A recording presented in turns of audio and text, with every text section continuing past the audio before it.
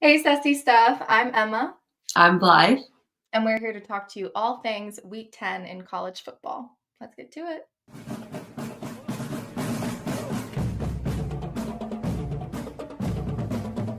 We had Kentucky at Tennessee. Well, Kentucky entered on a 3-game losing streak. They have been facing a lot of challenges, missing key players. But despite being a 17.5 point underdogs, Kentucky led at halftime 10-7. They did ultimately lose 28-18. The Wildcats record has now fallen to 3-6. And they are definitely facing an uphill battle for bowl eligibility. Yeah, this game surprised me a little bit. I did not think it was going to be this close at first. I really thought Tennessee was gonna, come in strong, lay it on them, if you will. And Samson rushed for 141 yards and 2 touchdowns.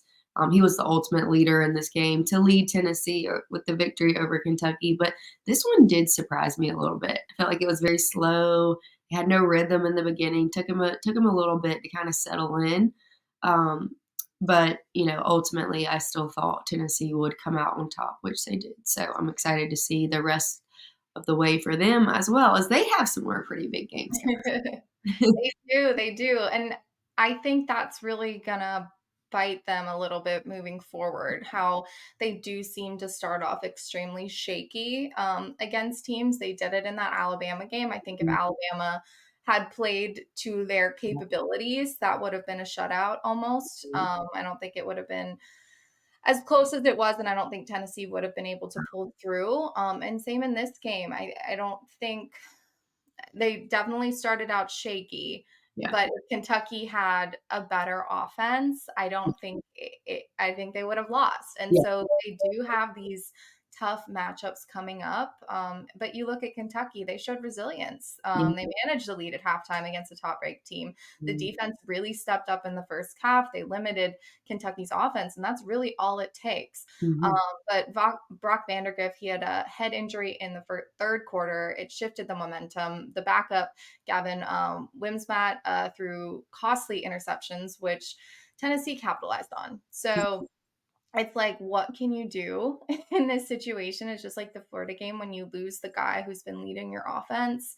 And then you shift mid game. It's not always the easiest thing unless you're Texas and you have a Manning backing you up.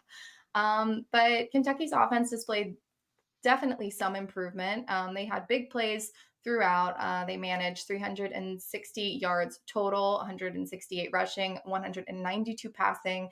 Um, but without their starter, I just think the second they lost him, that game kind of shifted into Tennessee's favor, and that's when they ultimately took over. Yeah, I think so too. And with Kentucky, they must win their final 3 games. Yeah.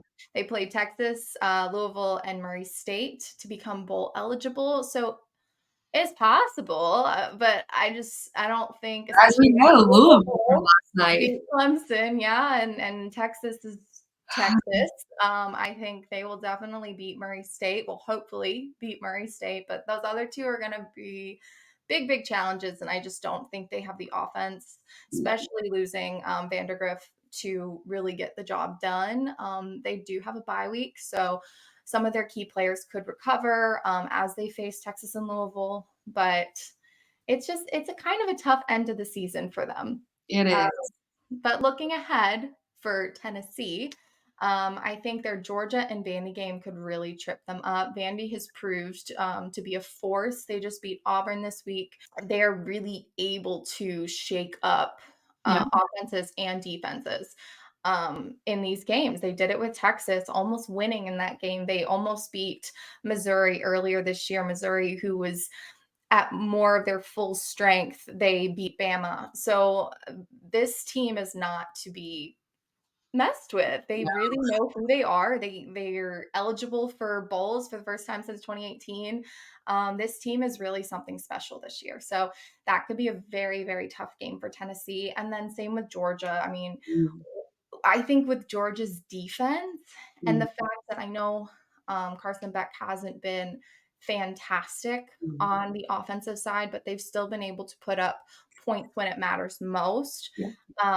I think that game could definitely be something that Tennessee loses for Yeah. sure, especially because they're going to Athens. And if they do that, that is really going to put them in a difficult situation moving into the playoffs.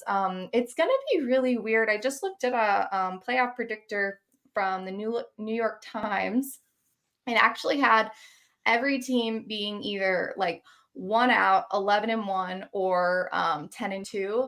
except for one team. And that was Alabama. They put in there in the 11 slot at 9-3.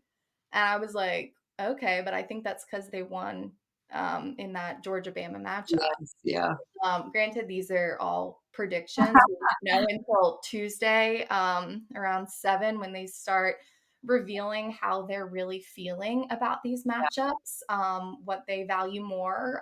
From what they've said, it seems to be these head to heads, which Yeah. is why you would put a 9-3 Bama in there if Georgia won the SEC championship.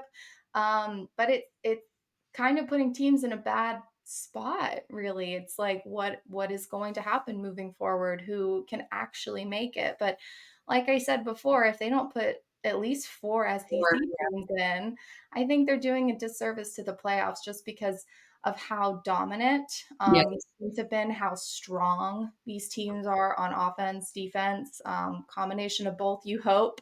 You um, hope. but it's going to be a wild, wild ride, and we're so excited to be in November. We are, like they say, everyone remembers November. Woo! We have remembered the game since last night. Oh, yes. Oh, yes. But So many upsets, and I can't wait for more to we come. cannot wait for more. Guys, thank you so much for watching us week in and week out. Be sure to like and subscribe and enjoy the rest of this wonderful college football season.